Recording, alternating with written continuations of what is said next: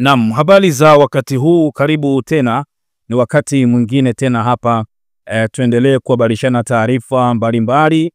Pasina shaka upo salama kabisa.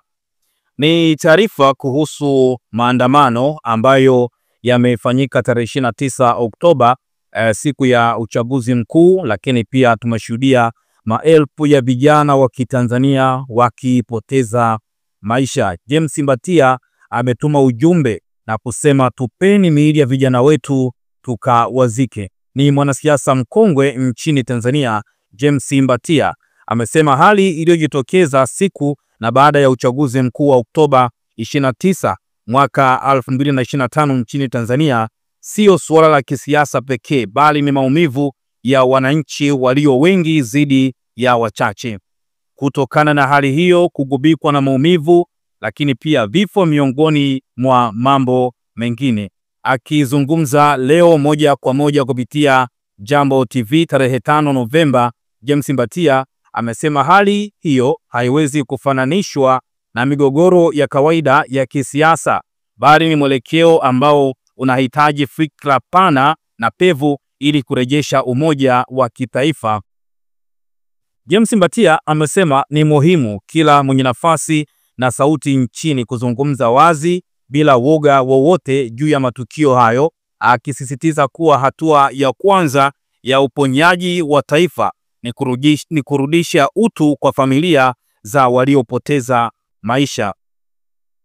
Sasa tunajiuliza, tufanye nini? Hatua ya kwanza ya maafa haya, kwenye maumivu haya, tupewe miili yetu mashujaa wetu waliouawa, ambao ni utamaduni, kwenye utamaduni wetu, uungwana wetu wa kiimani, na vinginevyo ili tuweze kuwasitili ndugu zetu.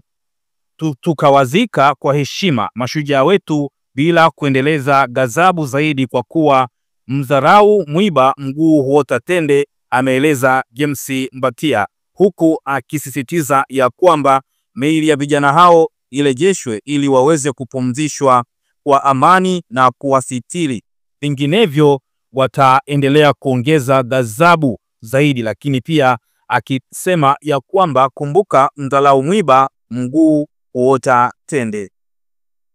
Kauli hiyo ya Mbatia imekuja siku chache baada ya waziri wa mambo ya nje na ushirikiano wa Afrika Mashariki Mahamudi Thabit Kombo kueleza kuwa kulikuwa na ukiukwaji wa sheria katika sehemu chache za nchi wakati wa uchaguzi, lakini vyombo vya usalama vilichukua hatua haraka, kitaalamu na kwa uthabiti kukabiliana na hali hiyo.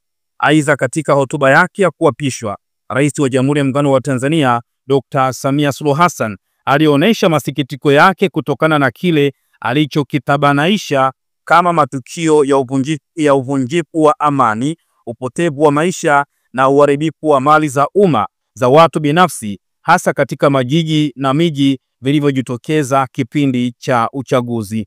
Una nafasi ya kutoa maoni yako kwa maneno ambayo ameyazungumza James Mbatia, lakini kumbuka kubwa hapa, amehimiza kwamba miili ya vijana ambao wameuawa waweze kurejeshwa ili waweze kustiriwa. Kama ilivyo utamaduni wetu, ni wazi ya kwamba miili ya vijana hao inatakiwa iweze kurejeshwa ili waweze kupumzishwa kwa amani, lakini pia kwa heshima kubwa kwa kupoteza maisha wakati wakipigania taifa lao la Tanzania. Una nafasi, toa maoni yako, lakini pia endelea kutufuatilia zaidi kwa taarifa mbalimbali.